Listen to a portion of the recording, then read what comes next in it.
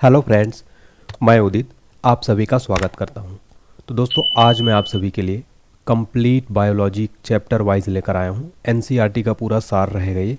आप किसी भी गवर्नमेंट एग्जाम की तैयारी कर रहे हैं, ये वीडियो आपके लिए क्विक रिवीजन रहेगा और कंप्लीट आपकी तैयारी हो जाएगी। एक बार मैं इंट्रोडक्शन दे देता हूँ आज इस पूरे कंप्लीट वीडियो में क्या पढ़ाऊँगा। देखिए, जीवधारियों को वर्गीकरण, सेल कोशिका विज्ञान, जैव विकास, बॉटनी, पारिस्थितिकी, इसके अलावा प्रदूषण, प्राणी विज्ञान, ह्यूमन बॉडी, पोषक पदार्थ और मानव रोग। देखिए, कुछ फल और उसके खाने योग्य भाग, जीवाणु द्वारा रोग, विषाणु द्वारा रोग, चिकित्सा संबंधी आविष्कार। कहने का मतलब ये है कि इसमें कंप्लीट आपका जो है फ्रेंड्स, कंप्लीट देखिए इस तरीके से मैं आपको एनसीईआरटी कंप्लीट रिवीजन कराऊंगा। क्विक रिवीजन होगा एग्जाम से पहले। इस वीडियो को जरूर देख कर जाइए फ्रेंड्स, आपके एग्जाम में यहाँ से डायरेक्ट क्वेश्चन देखने को मिलेंगे। प्रीवियस ईयर में कई बार ये क्वेश्चन रिपीट हुए हैं। चलिए स्टार्ट कर लेते हैं बिना किसी देरी के। बस इतना है कि बहुत ही कंसंट्रेशन के साथ अगले 1-1.5 घंटे आप इस वीडियो को देखिएगा। कंप्लीट बायोलॉजी आपका तैयार हो जाएगा, क्विक रिवीजन भी हो जाएगा। ठीक है, अगर वीडियो अच्छा लगे तो प्लीज़ लाइक ज़रूर करें, चैनल को सब्सक्राइब जरूर कर दें, बेल आइकन प्रेस कर दें ताकि आपको ऐसी इंपॉर्टेंट वीडियो को नोटिफिकेशन मिलता रहे। आगे बढ़ते हैं। आगे बढ़ने से पहले बताना चाहता हूँ, अगर आपको कंप्लीट पीडीएफ फाइल चाहिए इस क्लास की तो मात्र 11 रुपये में स्पेशल ऑफर चल रहा है। ध्यान दीजिएगा, ऑफर केवल 5000 बच्चों के लिए स्टार्टिंग के। उसके बाद इसका रेट कितना हो जाएगा, 49 रुपीज़। तो आप सभी स्टूडेंट जल्दी से ले लीजिए। इसमें कंप्लीट चैप्टर वाइज जो मैं पढ़ाऊँगा वो मिल जाएगा।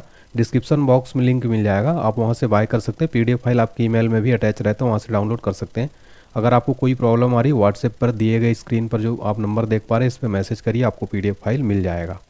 चलिए आगे बढ़ते हैं, स्टार्ट करते हैं। पहला टॉपिक हमारा जीवधारियों का वर्गीकरण और देखते हैं क्वेश्चन नंबर फर्स्ट। जीव विज्ञान सर्वप्रथम शब्द का प्रयोग सर्वप्रथम किसने किया था? आंसर होगा लैमार्क तथा ट्रेवीरेनस ने जीव विज्ञान जो शब्द है इसका सबसे प्रथम प्रयोग किया था। अगला क्वेश्चन, जीव विज्ञान का जनक किसे कहते हैं, यानी फादर ऑफ बायोलॉजी किसको कहते हैं? अरस्तु को जीव विज्ञान का जनक कहा जाता है। ठीक है, याद रखिएगा, बहुत ही इंपॉर्टेंट क्वेश्चन है। जंतु विज्ञान यानी जूलॉजी का जनक कौन है? अरस्तु। तो जूलॉजी और जीव विज्ञान के जनक हैं अरस्तु। क्वेश्चन एग्जाम में बनते रहते हैं। नेक्स्ट है, आधुनिक वर्गीकरण के पिता यानी फादर ऑफ मॉडर्न टैक्सोनॉमी कौन है? लिनियस। लिनियस जो है फ्रेंड्स ये आधुनिक वर्गीकरण के पिता यानी फादर ऑफ मॉडर्न टैक्सोनॉमी के पिता है। Father of modern taxonomy exam में प्रश्न बनता है। कुल मिलाकर मैं लगभग आपको इसमें 1000 समथिंग क्वेश्चन करवाऊंगा फ्रेंड्स, और ये वीडियो थोड़ा लंबा होगा लेकिन आप इसको थोड़ा थोड़ा करके ज़रूर देखिए। नेक्स्ट है, कार्ले लिनियस की पुस्तक का नाम क्या था जिसमें जीवधारियों को 2 भागों में बांटा है? तो इसका नाम है सिस्टेमा नेचर, आप इसको कह सकते हैं। ठीक है, इनकी पुस्तक का नाम है, कार्ले लिनियस की पुस्तक का नाम था ये। अगला है, वनस्पति विज्ञान जिसे हम बॉटनी कहते हैं कि जनक किसको कहते हैं? थियोफ्रेस्टस। देखिए फ्रेंड, थियोफ्रेस्टस जो हैं ये वनस्पति विज्ञान के जनक हैं, यानी जीव विज्ञान का जनक अरस्तु, जंतु विज्ञान के जनक भी अरस्तु हैं।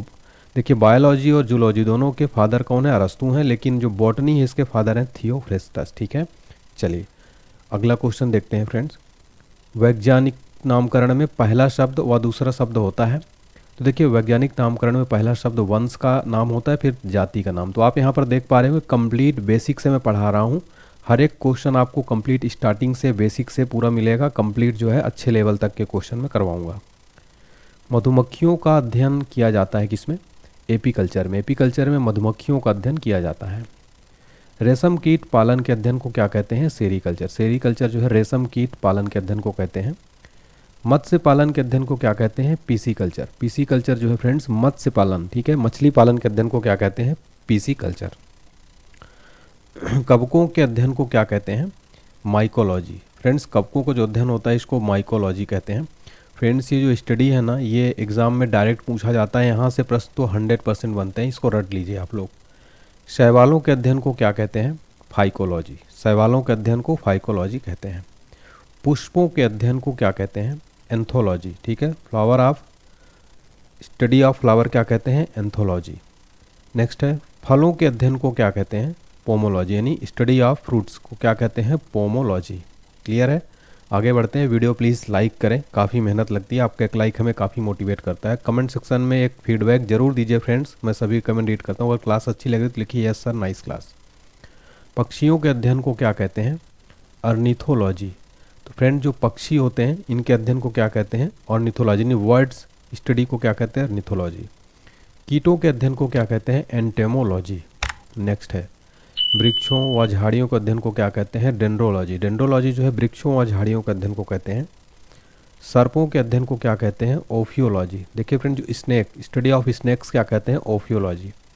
छिपकली के अध्ययन को क्या कहते हैं? सौरोलॉजी। अब हम देखेंगे कुछ प्रमुख जो वैज्ञानिक नाम है फ्रेंड्स, ठीक है। तो मनुष्य का वैज्ञानिक नाम क्या है? Homo sapiens. बिल्ली का है फेलिड डोमेस्टिका। गाय का है बॉस इंडिकास। मेढक का है राना टिग्रिना। कुत्ता का है कैनिस फेमिलिरिस। मक्खी का है मस्का डोमेस्टिका। आम का है मैंगीफेरा इंडिका। धान का है ओराया सताइवा। मटर का है पीसम सताइबम। सरसों का है ब्रासिका कैंपिस्ट्रिस। ये वैज्ञानिक नाम एक बार आप रिवीजन करिएगा। रिवीजन के लिए पीडीएफ फाइल मात्र मैं ऐसी इतना कम रेट रखा हूँ फ्रेंड्स, 11 रुपये। इससे कम में आपको क्या मिलेगा? 11 रुपये मिनिमम रेट है, ताकि कोई भी बच्चा बिल्कुल ले सकता है इसको। रिवीजन के लिए इस पीडीएफ को डाउनलोड कर लीजिए, डिस्क्रिप्शन बॉक्स में लिंक मिल जाएगा। व्हाट्सएप पर भी मैसेज कर सकते हैं। इस पीडीएफ को डाउनलोड करके A4 साइज में प्रिंट भी करा सकते हैं आप। प्रिंटेबल फॉर्म में है, प्रिंट आसानी से हो जाएगा और बहुत अच्छे फॉर्म में जो है दिया गया है, ठीक है। रिवीजन के लिए पीडीएफ डाउनलोड कर लीजिए। जीवाणु, साइनोबैक्टीरिया तथा आर्कीबैक्टीरिया किस जगत के प्राणी हैं?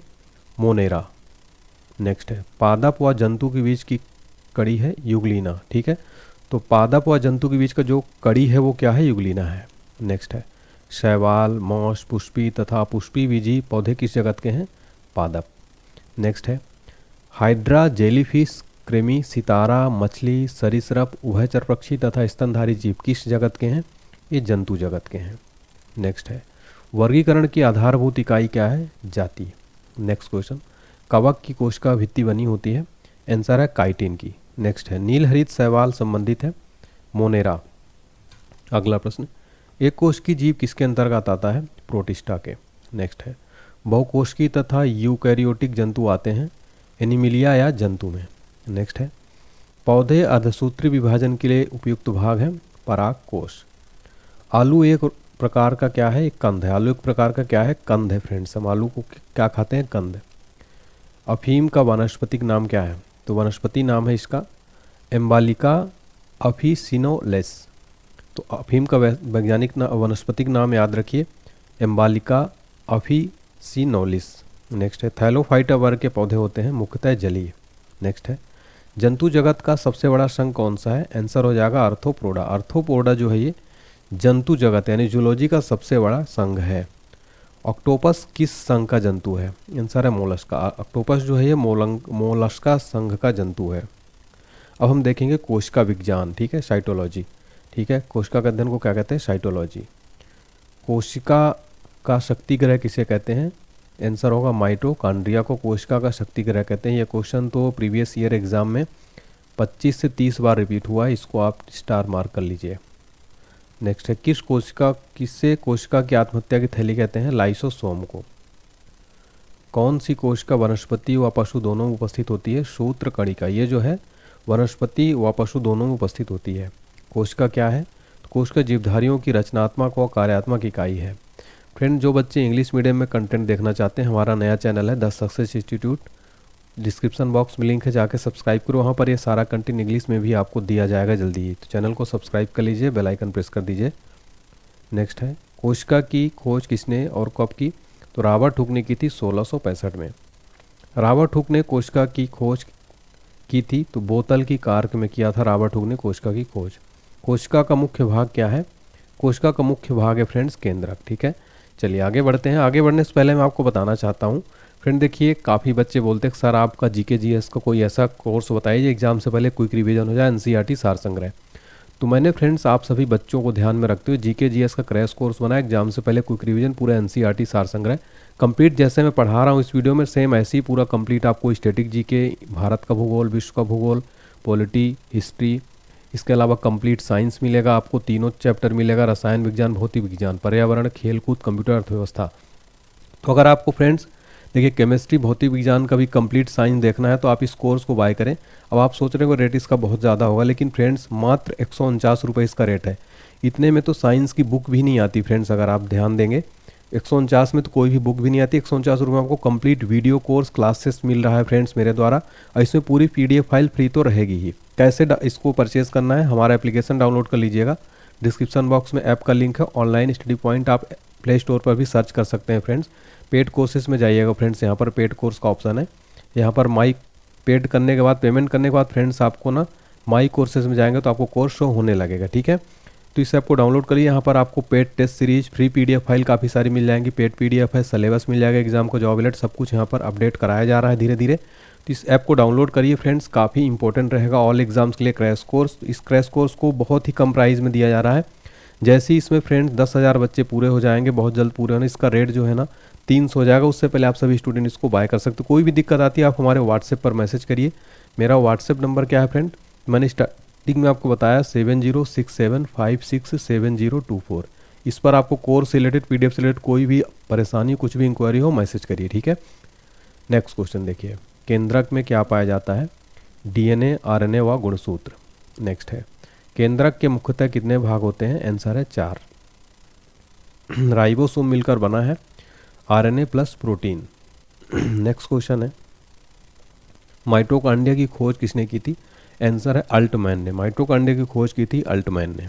सबसे छोटी कोशिका कौन सी है? माइकोप्लाज्मा। सबसे बड़ी कोशिका होती है? आंसर है शुतुरमुर्ग पक्षी के अंडे की सबसे बड़ी कोशिका होती है।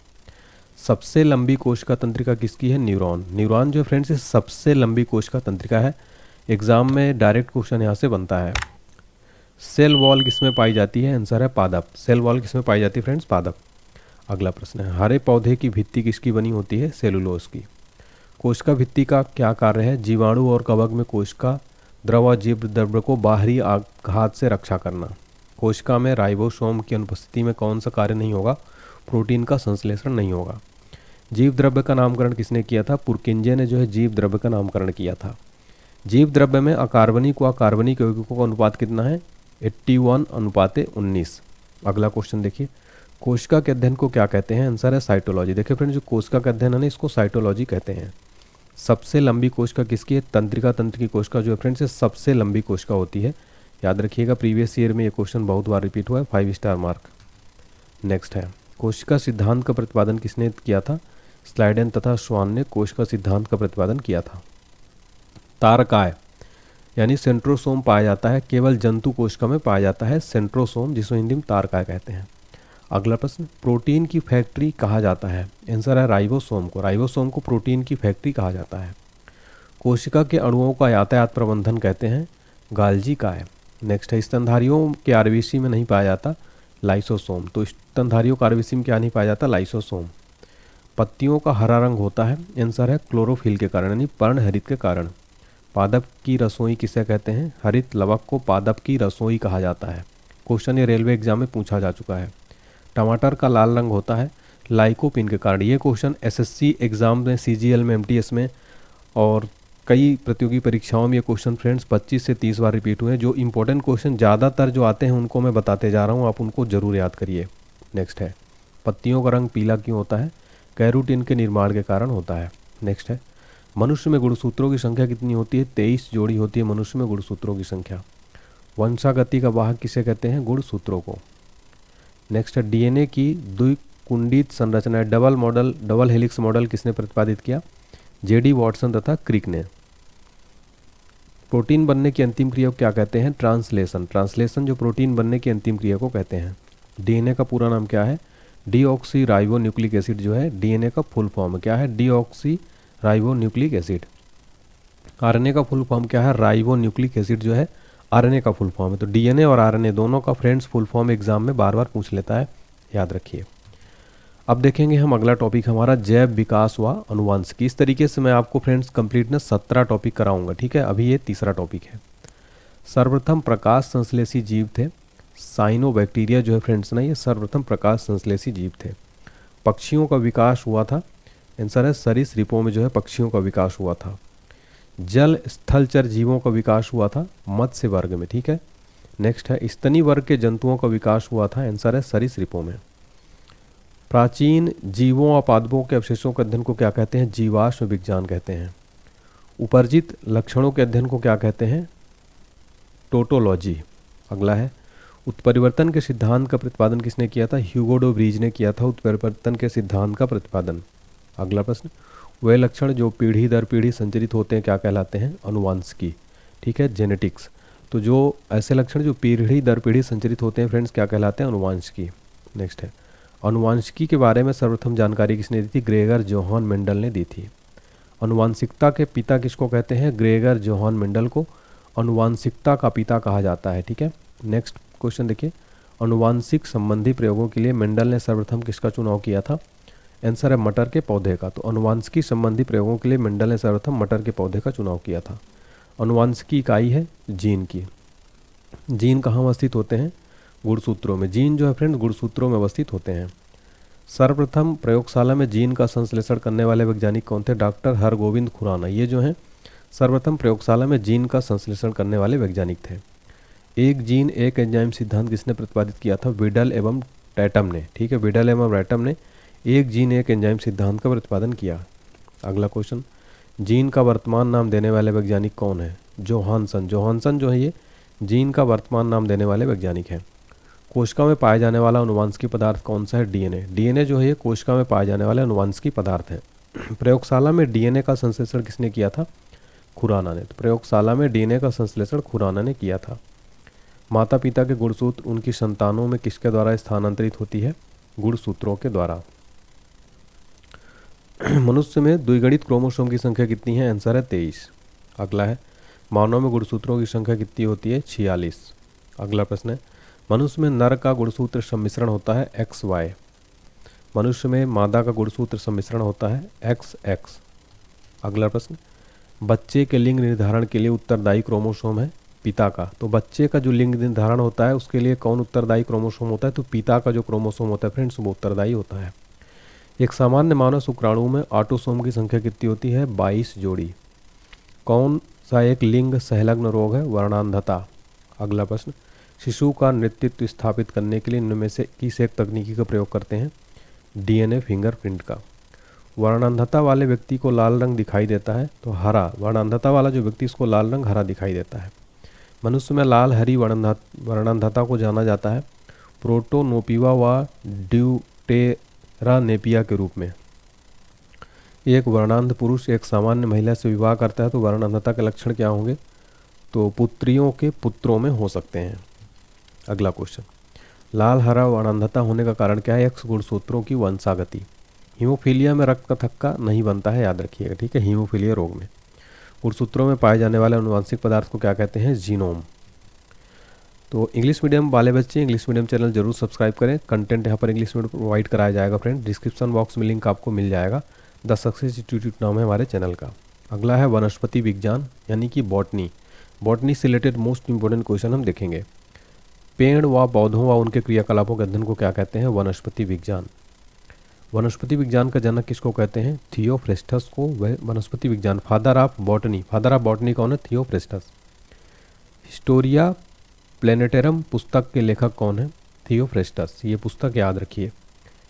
फाइकोलॉजी में किसका अध्ययन किया जाता है? आंसर है शैवालों का अध्ययन किया जाता है फाइकोलॉजी में।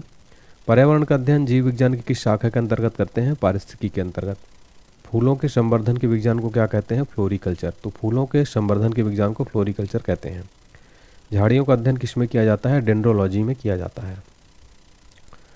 पौधों में वाष्पोत्सर्जन की क्रिया होती है।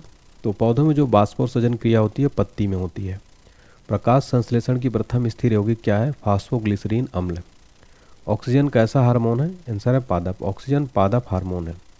तने की वृद्धि मापने में प्रयोग होता है ऑक्जेनोमीटर। जो तने की वृद्धि कैसे मापते हैं? ऑक्जेनोमीटर से। हरे प्रोटोजोआ को किस नाम से जाना जाता है? पैरामीशियम के नाम से। क्लोरोफिल में उपस्थित होती है, आंसर है मैग्नीशियम। क्लोरोफिल में क्या उपस्थित होती है? मैग्नीशियम। प्रकाश संश्लेषण की क्रिया में ऑक्सीजन निकलता है, आंसर है पानी से। देखिए फ्रेंड, जो प्रकाश संश्लेषण इसकी क्रिया में ऑक्सीजन कहाँ से निकलता है? पानी से। दलहन के जड़ों को नष्ट करने वाले जीवाणु कौन है? राइजोबियम। नेक्स्ट है, नारियल में प्रकीर्णन कैसे होता है? आंसर है पानी द्वारा। देखिए फ्रेंड, नारियल में जो प्रकीर्णन होता है वो पानी द्वारा होता है। नेक्स्ट है, जिन फल का निर्माण केवल अंडाशय से होता है उन्हें क्या कहते हैं? सत्य फल कहते हैं। सत्य फल के एग्जाम्पल कौन कौन से उदाहरण? सेब, कटहल, नाशपाती। ये क्या है? सत्य फल, ट्रू फ्रूट्स के एग्जाम्पल हैं। कौन कौन से? सेब, कटहल, नाशपाती। ठीक है, तो सत्य फल हमने देखा, जिन फल का निर्माण केवल अंडाशय में होता है उन्हें क्या कहते हैं? सत्य फल। प्रकाश संश्लेषण की दर सर्वाधिक होती है, लाल प्रकाश में सर्वाधिक जो है प्रकाश संश्लेषण की दर होती है।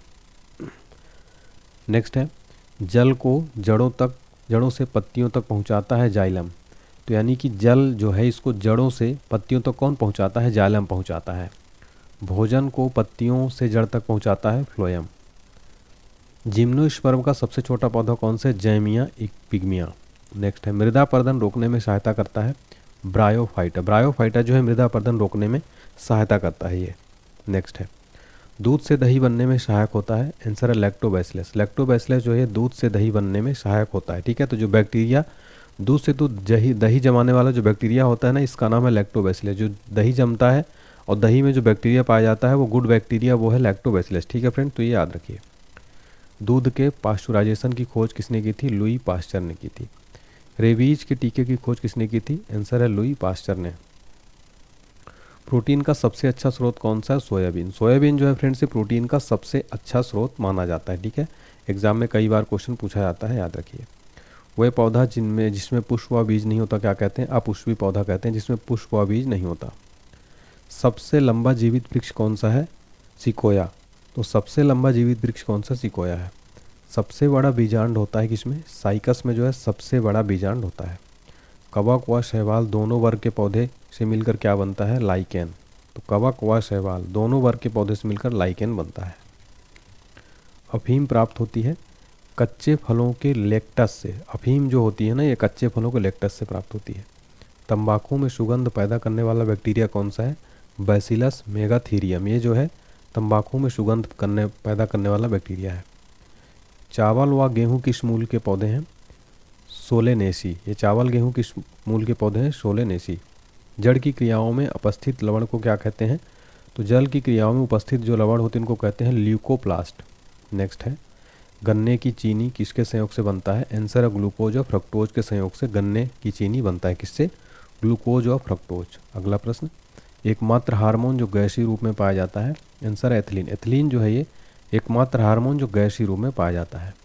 अम्ल वर्षा के लिए कौन उत्तरदायी है? सल्फर और नाइट्रोजन के ऑक्साइड ये अम्ल वर्षा के लिए उत्तरदायी हैं। हरित गृह प्रभाव के लिए जिम्मेदार माना जाता है CO2। CO2 को हरित गृह प्रभाव यानी ग्रीन हाउस इफेक्ट के लिए जो है माना जाता है CO2 को। अगला प्रश्न, फलों के अध्ययन को क्या कहते हैं? पोमोलॉजी। पोमोलॉजी जो है फलों का अध्ययन कहलाता है। मरुस्थलीय पौधे के अध्ययन को क्या कहते हैं? आंसर है जीरोफाइट्स। जीरोफाइट जो है मरुस्थलीय पौधे के अध्ययन को कहते हैं। पत्तों में वर्ण हरित होता है? आंसर है कोशिका में। सबसे छोटा नग्नबीजी पौधा कौन सा है? जेमिया पिग्मिया। जेमिया पिग्मिया जो है सबसे छोटा नग्नबीजी पौधा है। सबसे लंबा गुणसूत्र होता है ट्राइलियम में, सबसे लंबा गुणसूत्र होता है। सबसे छोटा गुणसूत्र पाया जाता है? आंसर है शैवालों में। शैवालों में सबसे छोटा गुणसूत्र पाया जाता है। फ्रेंड्स, अगर आपको केमिस्ट्री और फिजिक्स का भी इसी तरीके से ऑनलाइन पढ़ना है तो हमारा पेड कोर्स ज्वाइन कर लीजिए, जो मैंने स्टार्टिंग में बताया। एप्लीकेशन में मिल जाएगा। एप्लीकेशन का नाम हमारे क्या है? Online study point. Description box में लिंक है। 149 रुपये रेट इसका मात्र स्टार्टिंग के 10,000 बच्चों के लिए रखा गया है। ये जो है 8,000 लगभग बच्चों ने परचेस कर लिया। 2,000 और सीट है, शायद 1-2 दिन में भर जाए। उसके बाद इसका रेट जो है फ्रेंड्स इस कोर्स का 499 हो जाएगा। उससे पहले आप इस कोर्स को जरूर पढ़िए, बहुत ही इंपॉर्टेंट है। एक बार आप बाय करिए, पढ़िए, भरोसा करिए, काफ़ी अच्छा कोर्स है। इसमें कंप्लीट सब्जेक्ट आपको पूरे history, geography, biology, polity, static, GK बताइए, पूरा कंप्लीट इसी में मिल जाएगा 149 रुपये में। ऐसे कोर्स आपको पूरे यूट्यूब पर नहीं मिलेगा। इस कोर्स को जरूर बाय करें, एप्लीकेशन डाउनलोड कर लें, वहाँ से पेमेंट करिएगा और आपको कोर्स अवेलेबल हो जाएगा मात्र 149 में। सबसे छोटा आवृत्तबीजी पौधा कौन सा है? लेमना, जलीय पौधा है। ठीक है, सबसे बड़ा आवृत्तबीजी पौधा कौन सा है? यूकेलिप्टस है। अगला प्रश्न है, सबसे छोटा पुष्प कौन सा है? वुल्फिया जो है सबसे छोटा पुष्प है। सबसे बड़ा पुष्प कौन सा है? रफलेसिया। अगला है, पौधे का कौन सा भाग शोषण करता है? पत्ती जो है ये शोषण करता है। नेक्स्ट है, सिनकोना वृक्ष के किस भाग से कुनैन प्राप्त किया जाता है? आंसर है तने की छाल से।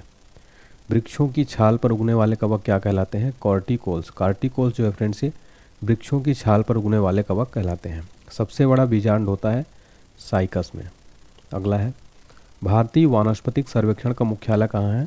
आंसर है कोलकाता में जो है भारतीय वानस्पतिक सर्वेक्षण का हेडक्वार्टर स्थित है। फ्रेंड्स, इस क्वेश्चन को आप 5 स्टार मार्क करना। फ्रेंड्स, ये क्वेश्चन एग्जाम में बहुत बार रिपीट हुआ है। ठीक है, नेक्स्ट है, हाइड्रोपोनिक संबंधित है मिट्टी के बिना पौधे की वृद्धि से। अगला प्रश्न, वन अनुसंधान संस्थान कहाँ स्थित है? आंसर है देहरादून में। किसके कारण फूलों में रंग होता है? एंथोसाइनिन के कारण फूलों में रंग होता है। पौधे के किस भाग से हल्दी पाया जाता है? तने से। पौधे के जो है तने से हल्दी पाया जाता है। पौधे जो खारे पानी से पैदा होते हैं क्या कहलाते हैं? हाइलोफाइट्स। प्रकाश संश्लेषण के दौरान कौन सी गैस निकलती है? ऑक्सीजन। अगला क्वेश्चन है, पत्तियों के छिद्र जिनके द्वारा जल द्रव के रूप में कभी कभी बाहर निकलता है उन्हें क्या कहते हैं? जल रंध्र यानी हाइडेथोड। नेक्स्ट है, हरे पौधे को कृत्रिम ढंग से पकाने में प्रयुक्त होता है एसिटिलीन। एसिटिलीन जो है फ्रेंड्स, जितने भी मतलब हरे फल हैं उनको आर्टिफिशियल तरीके से जो पकाने में प्रयुक्त होता है वो होता है एसिटिलीन। नेक्स्ट है, थार मरुस्थल की हरियाली बनती है अरुद्भिद से। फर्न पौधा किससे संबंधित है?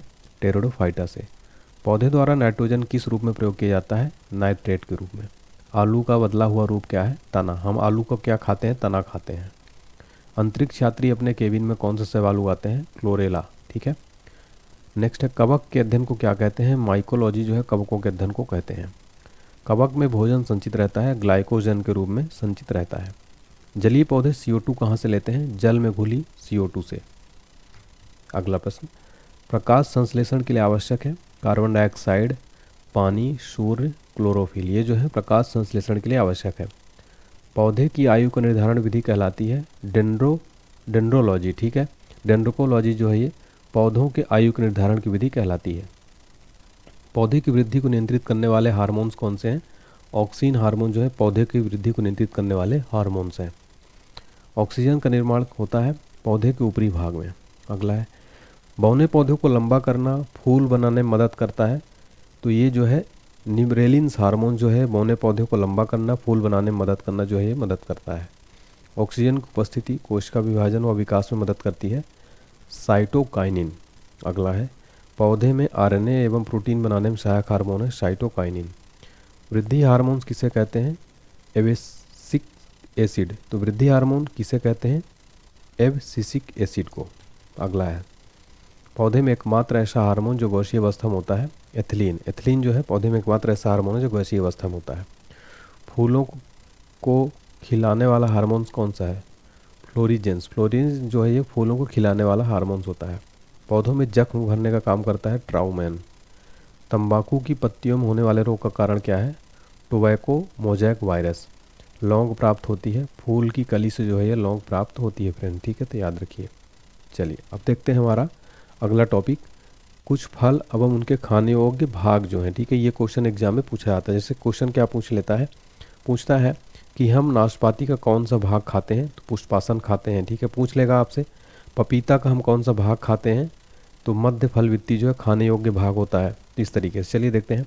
सेब का खाने योग्य भाग है पुष्पासन, नाशपाती का है पुष्पासन, आम का खाने योग्य भाग है मध्य फल वित्ती, अमरूद का है फल वित्ती और बीजांडसन क्योंकि हम उसका बीजा भी खाते हैं, अंगूर का फल खाने योग्य भाग है फल वित्ती बीजांडसन, पपीता का है मध्य फल वित्ती, नारियल का हम खाते हैं भ्रूण पोषण, केला का हम कौन सा भाग खाते हैं? मध्य एवं अंतःवित्ती, गेहूं का हम खाते हैं भ्रूण पोषण एवं भ्रूण, काजू का हम खाते हैं पुष्पवृत्त और बीजपत्र, लीची का हम भाग खाते हैं एरिल, चना का हम भाग खाते हैं बीजपत्र एवं भ्रूण, मूंगफली का कौन सा भाग खाते हैं? बीजपत्र एवं भ्रूण, सहतूत का हम रसीले परिदल पुंज जो है भाग खाते हैं, कटहल का हम परिदल पुंज भाग खाते हैं, नारंगी का हम जूसी हेयर जो है खाते हैं।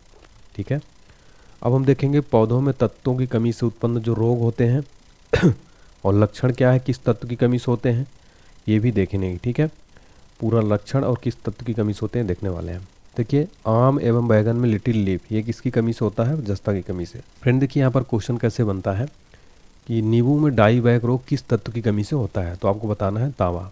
इसी तरीके से सारे क्वेश्चन बनते हैं। नींबू में लिटिल लीफ किस तत्व की कमी से होता है? तांबा से। फूल गोभी में ब्राउनिंग रोग किस तत्व की कमी से होता है? बोरोन से। मटर में मार्स रोग किस कमी से होता है? मैग्नीज से। लीची में पत्ती जलना किस कमी से होता है? पोटेशियम। धान में खैरा रोग किस कमी से होता है? जस्ता से। नेक्स्ट है, आलू का ब्लैक हट रोग किस तत्व की कमी के कारण होता है? भंडार में O2 की कमी के कारण। आंवले में निक्रोसिस किस कमी के कारण होता है? बोरान के कारण।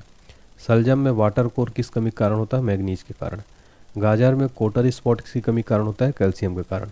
मक्का में वाइट बर्ड किसकी कमी के कारण होता है? जस्ता के कारण। चुरहट चुकंदर में हॉट स्पॉट किसकी कमी कारण होता है? बोरान के कारण।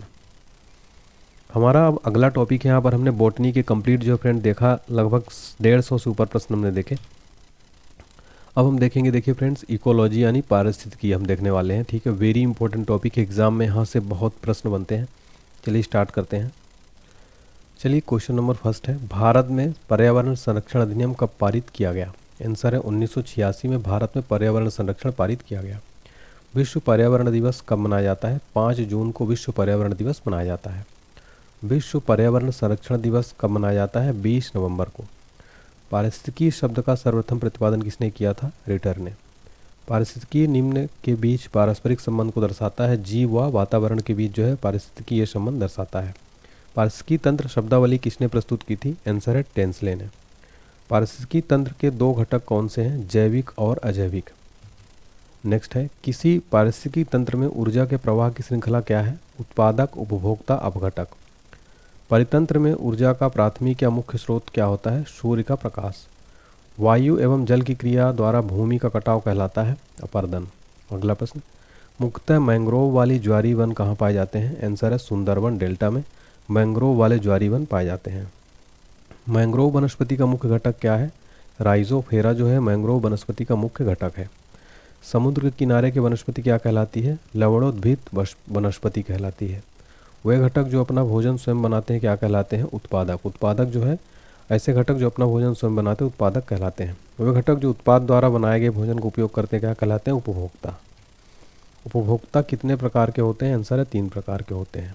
ठीक है, देखिए उपभोक्ता 3 प्रकार के होते हैं, प्राथमिक उपभोक्ता, द्वितीयक उपभोक्ता, तृतीयक उपभोक्ता। अब हम यहाँ डिटेल में पढ़ने वाले हैं प्राथमिक उपभोक्ता के उदाहरण कौन कौन से हैं।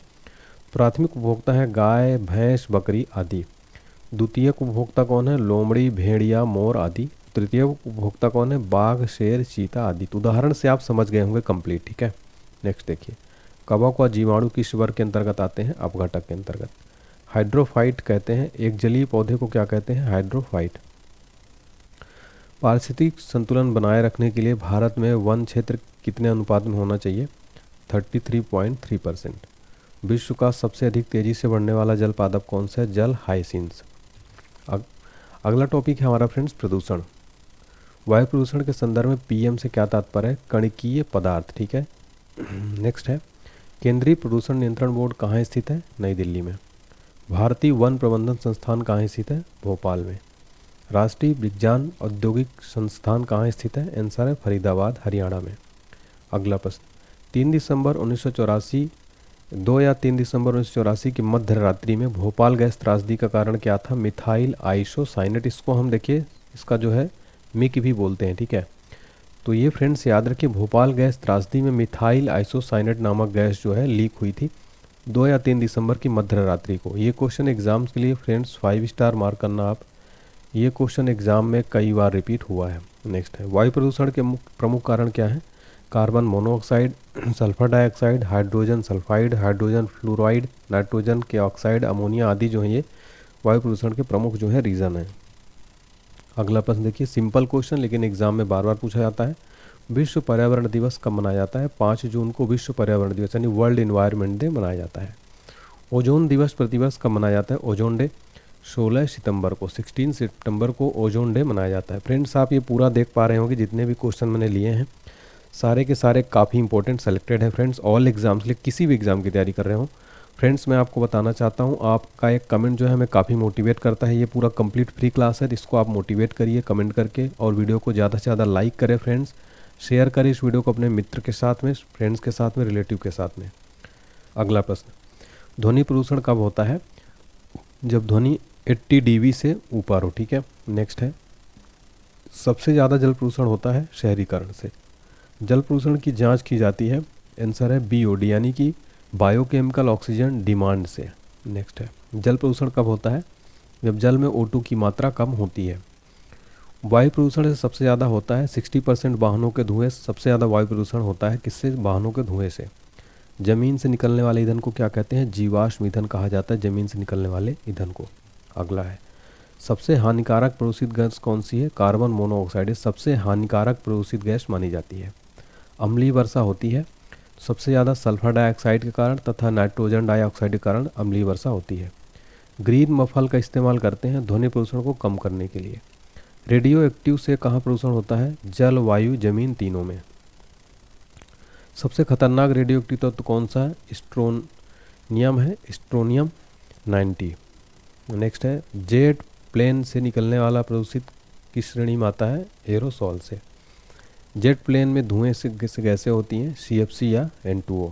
नेक्स्ट क्वेश्चन है, सूर्य से आने वाली हानिकारक पराबैंगनी किरणें होता है, इससे त्वचा कैंसर होता है जो सूर्य से आने वाली हानिकारक पराबैंगनी किरणें होती हैं। हरित गैस कौन सी है? CFC, CO2 और NO2। ग्रीन हाउस की सबसे मुख्य गैस कौन सी है? CO2 है। किस प्रदूषण के कारण मनुष्य के तंत्रिका तंत्र प्रभावित होता है? शीशा के कारण जो है मनुष्य का तंत्रिका तंत्र प्रभावित होता है। कौन सा प्रदूषण मनुष्य के रक्तदाब को बढ़ाता है या हृदय रोग पैदा करता है? कैडमियम। कैडमियम जो है ये प्रदूषण मनुष्य के रक्तदाब को बढ़ाता है, हृदय रोग पैदा करता है।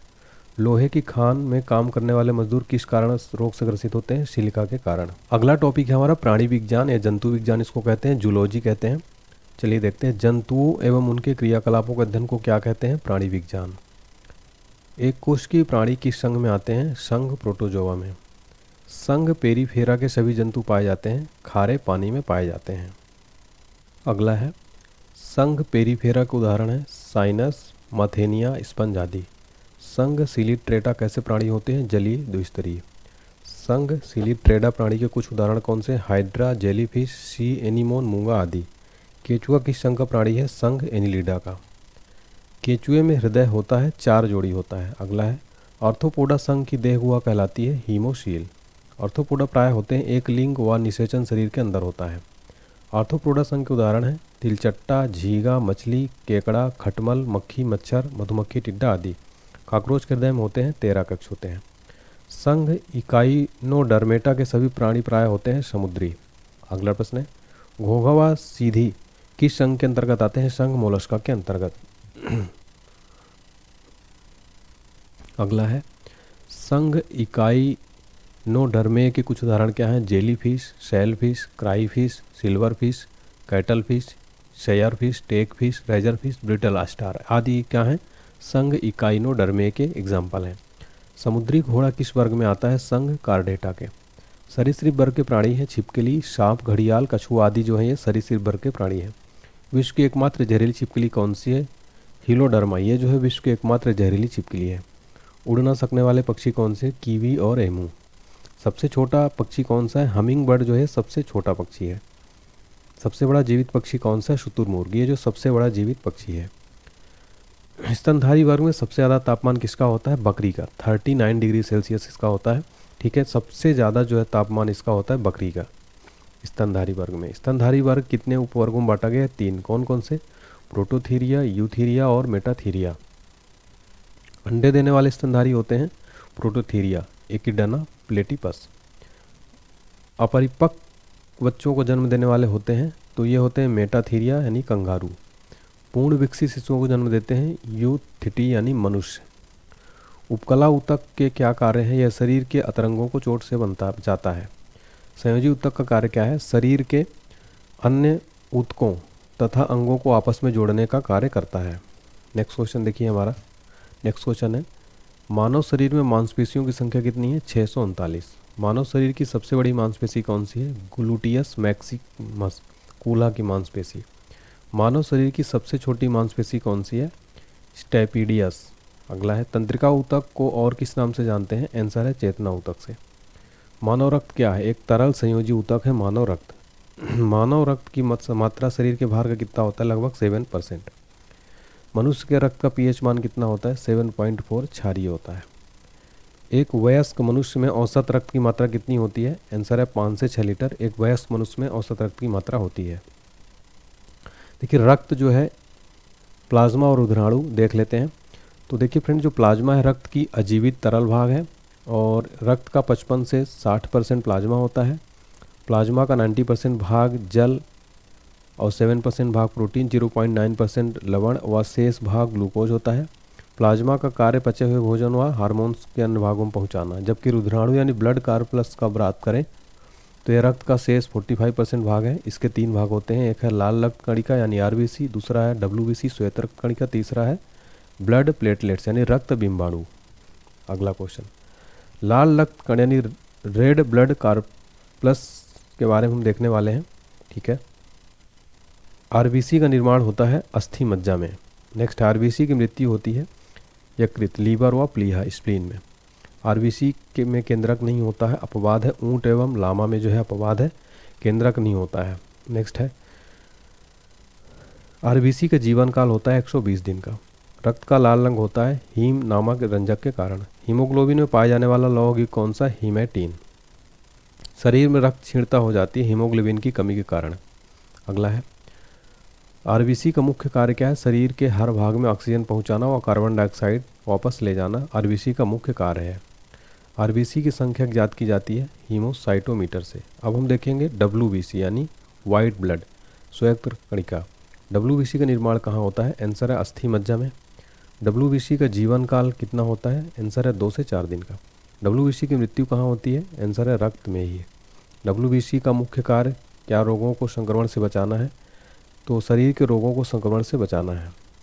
नेक्स्ट है, रक्त बिंबाणु यानी ब्लड प्लेटलेट्स जीवन काल कितना होता है? आंसर है 3 से 5 दिन का। रक्त बिंबाणु का मुख्य कार्य क्या होता है? रक्त का थक्का बनाने में मदद करना इसका मुख्य कार्य होता है। रक्त बिंबाणु का मुख्य गुण क्या है? इसमें केंद्रक नहीं होता और निर्माण अस्थि मज्जा में होता है। डेंगू ज्वर होने से शरीर पर क्या प्रभाव पड़ता है? शरीर में प्लेटलेट्स की कमी होती है। रक्त हमारे शरीर में ताप को नियंत्रित करने का काम करता है तथा शरीर की रोगों से रक्षा करता है। रक्त का थक्का बनाने में सहायक विटामिन कौन सा है? विटामिन के जो है रक्त का थक्का बनाने में सहायक विटामिन है। रक्त का थक्का बनाने के लिए महत्वपूर्ण प्रोटीन कौन सा है? फाइब्रोनोजन। फाइब्रोनोजन जो रक्त का थक्का बनाने के लिए महत्वपूर्ण प्रोटीन है। मानव में रक्त समूह की खोज किसने की थी? कार्ल लैंडस्टीनर ने सन 1900 में की थी मानव में रक्त समूह की खोज यानी ब्लड ग्रुप की खोज। ब्लड ग्रुप की खोज कार्ल लैंडस्टीनर ने की। मनुष्य में रक्तों की भिन्नता का मुख्य कारण क्या है? आरबीसी में पाई जाने वाली ग्लाइकोप्रोटीन। नेक्स्ट है, मनुष्य में कितने प्रकार के रुधिर वर्ग होते हैं? आंसर है 4 प्रकार के। किसी रक्त समूह को सर्वदाता रक्त समूह कहते हैं, तो जो ओ ब्लड ग्रुप है इसको क्या कहते हैं? Universal donor. ठीक है, यूनिवर्सल डोनर। नेक्स्ट है, सर्वग्राही रक्त समूह किसको कहते हैं? एवी रक्त समूह यानी यूनिवर्सल रिसीवर जो होता है एवी ब्लड ग्रुप होता है। ऊंचाई पर जाने से आरबीसी का आकार क्या होगा? बढ़ जाएगा। रुधिर को वाहिनियों में जमने से कौन रोकता है? हिपेरिन। रक्त वर्ग की खोज के लिए लैंडस्टीनर को नोबेल कब मिला था? 1930 में। अगला है, शरीर का रुधिर बैंक किसको कहते हैं? प्लीहा को। शरीर में एंटीबॉडी का निर्माण करता है लिम्फोसाइट कोशिकाएं। अगला है, प्लेटलेट्स को और किस नाम से जाना जाता है? थ्राम्बोसाइट से। रुधिर को किस तापमान पर रखा जाता है? 4 डिग्री सेल्सियस पर। रुधिर का अध्ययन क्या कहलाता है? हीमेटोलॉजी के अंतर्गत इसको आता है। एक स्वस्थ मनुष्य एक बार में कितनी रुधिर दान कर सकता है? आंसर है 450 ml यानी 1 यूनिट। नेक्स्ट है, शुद्ध व अशुद्ध रुधिर का शरीर में वहन करती है क्रमशः शिराएं व फुफ्फुस शिरा। रक्त परिसंचरण तंत्र का जनक किसको कहते हैं? विलियम हार्वे को रक्त परिसंचरण तंत्र का जनक कहते हैं। मनुष्य का औसत रक्तचाप कितना होता है? 120/80। ये जो है मनुष्य का औसत एवरेज ब्लड, ठीक है, ब्लड प्रेशर यानी बीपी जो है ह्यूमन का एवरेज कितना होता है? 120/80। रक्तदाब मापने वाला यंत्र क्या है? यानी ब्लड प्रेशर मापने वाला जो मशीन है वो क्या है? स्फेग्नोमैनोमीटर। ठीक है, चलिए अब हम देखेंगे मानव शरीर के तंत्र, ह्यूमन बॉडी कंप्लीट जो है देखने वाले हैं, मोस्ट इंपॉर्टेंट है। चलिए स्टार्ट करते हैं। फर्स्ट क्वेश्चन है हमारा, मनुष्य में भोजन का पाचन कहाँ से प्रारंभ होता है? आंसर है मुख से। मनुष्य में लार ग्रंथि में निकलने वाले एंजाइम को क्या कहते हैं? टाइलिन। भोजन में उपस्थित हानिकारक जीवाणुओं को नष्ट करने का काम कौन करता है? लाइसोजाइम। अमाशय में भोजन लगभग रहता है 4 घंटे। भोजन के अमाशय में पहुंचने पर पाइलोरेथिक ग्रंथि से कौन सा रस निकलता है? जठर रस। अमाशय में निकलने वाले जठर रस में एंजाइम कौन सा होता है? पेप्सिन व रेनिन। लार किसके पाचन में मदद करता है? स्टार्च के। मनुष्य की पाचन नली कितने फीट की होती है? 32 फीट की। अस्थियों व दांतों में मौजूद रासायनिक द्रव है कैल्शियम फास्फेट। डायस्टेज एंजाइम का स्रोत है लार ग्रंथि। अमाशय में जाइम प्रोटीन को पचाने में मदद करता है। आंसर है पेप्सिन। अमाशय ग्रंथि की पेप्सिन स्रावी ग्रंथियां कौन सी हैं? मुख्य कोशिका। किस पाचन अंग में अम्ल होता है? अमाशय में। कौन सा अम्ल अमाशय में रहता है? हाइड्रोक्लोरिक अम्ल अमाशय में रहता है। मवेशी घास निगलने के बाद कहाँ संग्रहित करते हैं? प्रथम अमाशय में। पाचन क्रिया में प्रोटीन किस पदार्थ में बदल जाता है? एमिनो अम्ल में। एमिनो एसिड की आवश्यकता किसके संश्लेषण के लिए होती है? प्रोटीन के संश्लेषण के लिए। मानव जठर में प्रोटीन पाचन के लिए उत्तरदायी अनुकूलित परिवेश कौन सा है? अम्लीय है। कौन सा एंजाइम प्रोटीन को पेप्टोस में बदलता है? पेप्सिन। तो पेप्सिन जो है एंजाइम प्रोटीन को पेप्टोन में बदलता है। दूध को दही में स्कंदित करने वाला एंजाइम कौन सा है? आंसर है रेनिन। दूध प्रोटीन को पचाने वाला एंजाइम कौन सा है? रेनिन है। दूध में कौन सा प्रोटीन शर्करा युग्म होता है? Casein, lactose. दूध में पाए जाने वाला मुख्य प्रोटीन कौन सा है? केसीन है। ग्लूकोज को इथाइल अल्कोहल में कौन सा एंजाइम बदलता है? जाइमेज। किस एंजाइम की उपस्थिति के कारण एचआईवी अक्सर अपना आकार बदल लेते हैं? रिवर्स ट्रांसक्रिप्टेट के कारण। मछली प्रथम श्रेणी का प्रोटीन है क्योंकि उसमें होते हैं आवश्यक अमीनो अम्ल। मुख यानी मंड स्टार्च शर्करा में पाचन किसके द्वारा होता है? टाइलिन के द्वारा। कौन सा एक रेशेदार प्रोटीन है? कीरेटीन एक रेशेदार प्रोटीन है। कौन से अंग पर उंगली के समान उभरी हुई संरचना होती है जिन्हें दीर्घ रोम अथवा रजा अंकुर कहते हैं? छोटी आंत। अगला है, मानव शरीर में पाचन का अधिकांश भाग किस अंग में संपन्न होता है? आंसर है छोटी आंत में। अधिकतम पोषक तत्व रक्त में कहाँ अवशोषित होते हैं? छोटी आंत में। सिग्मोइड कोलन इसका एक भाग है? बड़ी आंत का। मानव शरीर में सबसे बड़ी ग्रंथि कौन सी है? आंसर है लीवर। लीवर जो है मानव शरीर में सबसे बड़ी ग्रंथि है। लीवर किसका भरपूर स्रोत है? वसा घुलनशील विटामिन का भरपूर स्रोत है। किसका संश्लेषण यकृत द्वारा किया जाता है? Vitamin A. पचे हुए भोजन में मौजूद विषैले पदार्थ कौन सा अंग चूषण करते हैं? यकृत। वह कौन सा अंग है जो मानव शरीर में ग्लाइकोजन के रूप में कार्बोहाइड्रेट जमा करता है? आंसर है यकृत। कौन सा अंग ग्लाइकोजिन को ग्लूकोज में बदलता है और रक्त को शुद्ध करता है? यकृत यानी लीवर। ये जो है ग्लाइकोजिन को ग्लूकोज में बदलता है और रक्त को शुद्ध करता है। स्तनधारी किसमें यूरिया बनाते हैं? यकृत में। ग्लाइकोजन किस अंग में जमा होता है? आंसर है यकृत में। हेपेटाइटिस मानव शरीर के किस अंग को प्रभावित करता है? आंसर है यकृत को। पीलिया रोग किसके संक्रमण से होता है? आंसर है यकृत के संक्रमण से। किस ग्रंथि में पित्त का उत्पादन होता है? आंसर है यकृत में पित्त का उत्पादन होता है। पित्त कहाँ संग्रहित होता है? आंसर है पित्ताशय में। मानव शरीर की कौन सी ग्रंथि एक साथ अंतःस्रावी और बहिस्रावी दोनों का कार्य करती है? आंसर है अग्नाशय। इंसुलिन किस ग्रंथि द्वारा बनता है? आंसर है अग्नाशय द्वारा। पैंक्रियास की कोशिकाएं जो इंसुलिन द्वारा उत्पन्न करती हैं क्या कहलाती हैं? आइलेटस ऑफ लैंगरहैंस। इंसुलिन की खोज किसने की थी? बैटिंग व बेस्ट ने की थी इंसुलिन की खोज। इंसुलिन एक प्रकार का क्या है? ये सर है हार्मोन। कौन सा हार्मोन रक्त में शर्करा की मात्रा को नियंत्रित करता है? आंसर है इंसुलिन। इंसुलिन हार्मोन जो है ये रक्त में शर्करा की मात्रा को नियंत्रित करता है। निम्न में से किस कोशिकाओं में इंसुलिन का रिसाव होता है? आंसर है बीटा कोशिकाओं में इंसुलिन का रिसाव होता है। शरीर के किस अंग की खराबी से मधुमेह रोग होता है? आंसर है पैंक्रियास। पैंक्रियास की खराबी से क्या होता है? डायबिटीज़। किस रंग द्रव्य की उपस्थिति के कारण मानव मल का रंग पीला होता है? यूरोबिलिन। तो यूरोबिलिन के कारण जो है मानव मल पीला होता है। किस भाग में पाचक व श्वसन नलियाँ क्रॉस करती हैं? ग्रसनी में। अगला प्रश्न है, आहार में लवण का मुख्य उपयोग क्या है? भोजन को स्वादिष्ट बनाना आहार में लवण का मुख्य उपयोग है। पशु प्रोटीन को प्रथम श्रेणी का प्रोटीन क्यों मानते हैं? अनिवार्य एमिनो एसिड से भरपूर होता है। प्रोटीन व पेप्टोन को पॉलीपेप्टाइड व अमीनो अम्ल में परिवर्तित कौन करता है? इरिप्सिन। नेक्स्ट है, मांड को घुलनशील शर्करा में परिवर्तित करने वाला कार्य करता है एमाइलेज। वसा को ग्लिसरीन तथा फैटी एसिड में परिवर्तित करता है? आंसर है लाइपेज। भोजन की पाचन क्रिया कहाँ पूर्ण हो जाती है? आंसर है छोटी आंत में। जीभ के ऊपरी भाग पर बने अंकुर को क्या कहते हैं? स्वाद कलिया।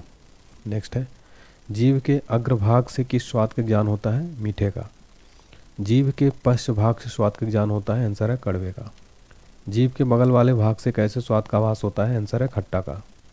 मानव शरीर का सबसे कठोर भाग कौन सा है? आंसर है दांत का एनेमल। ये जो है मानव शरीर का सबसे कठोर भाग होता है। अगला प्रश्न, दांतों के अध्ययन को क्या कहते हैं? आंसर है ओडोंटोलॉजी। दांतों के अध्ययन को क्या कहते हैं? ओडोंटोलॉजी।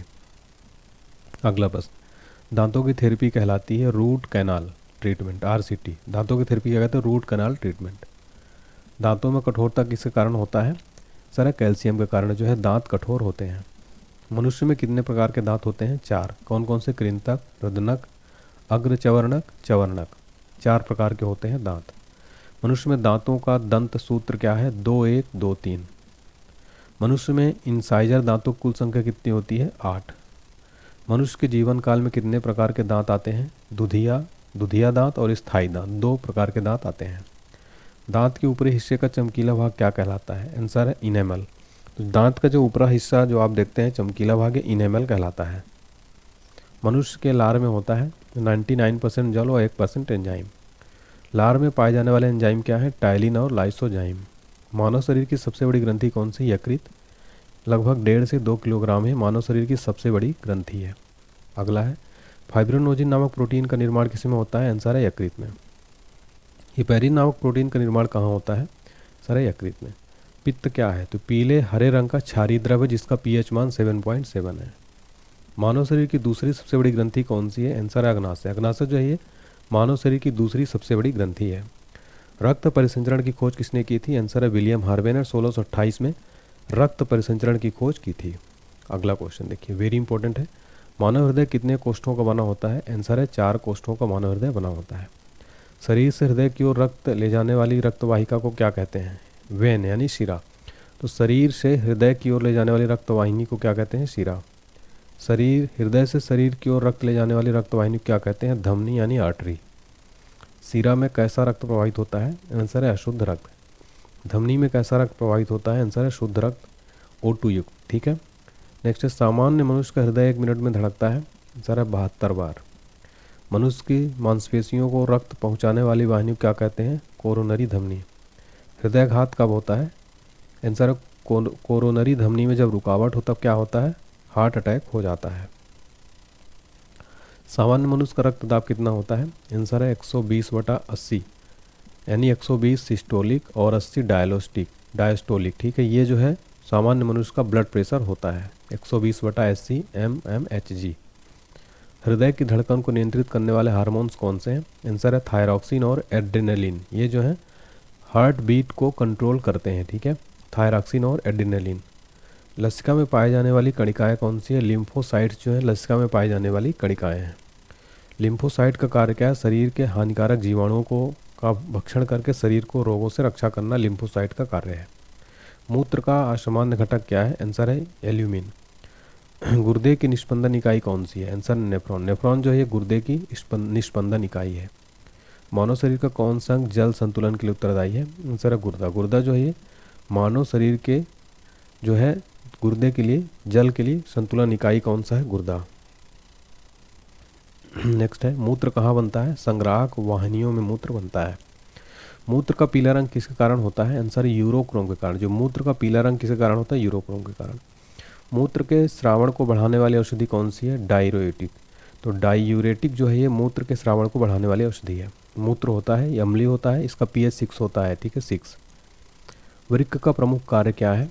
रक्त के प्लाज्मा को शुद्ध करना तथा शरीर के अनावश्यक पदार्थों को मूत्र के रास्ते बाहर निकाल देना जो है वृक्क का प्रमुख कार्य होता है। ठीक है।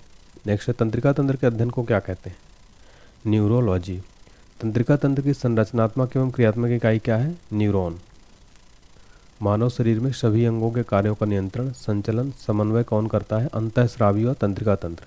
अगला है जन्म के बाद मानव के किस ऊतक को कोई कोशिका विभाजन नहीं होता? तंत्रिका यानी न्यूरॉन। जन्म के बाद ये जो है न्यूरॉन ऊतक कोई कोशिका विभाजन नहीं होता। मानव शरीर की सबसे बड़ी कोशिका कौन सी होती है? तंत्रिका तंत्र। 90 सेंटीमीटर होती है, सबसे बड़ी कोशिका होती है। मानव मस्तिष्क हड्डियों से बने जिस ढांचे में सुरक्षित रहता है उसे क्या कहते हैं? क्रेनियल।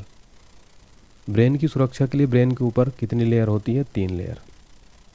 मानव मस्तिष्क का औसत भार लगभग कितना होता है? 1400 ग्राम। अगला है ब्रेन के ऊपर पाई जाने वाली लेयर में कौन सा द्रव भरा होता है जो कि मस्तिष्क को बाहरी आघात से सुरक्षा प्रदान करता है? सेरेब्राइनल द्रव। ठीक है, तो ब्रेन के ऊपर ये कौन सी ब्रेन के ऊपर पाई जाने वाली जो है कौन सा द्रव भरा होता है जो मस्तिष्क के बाहरी आघात से सुरक्षा प्रदान करता है? तो ये है सेरेबाई स्पाइनल द्रव। क्या नाम है? सेरेबाई स्पाइनल द्रव।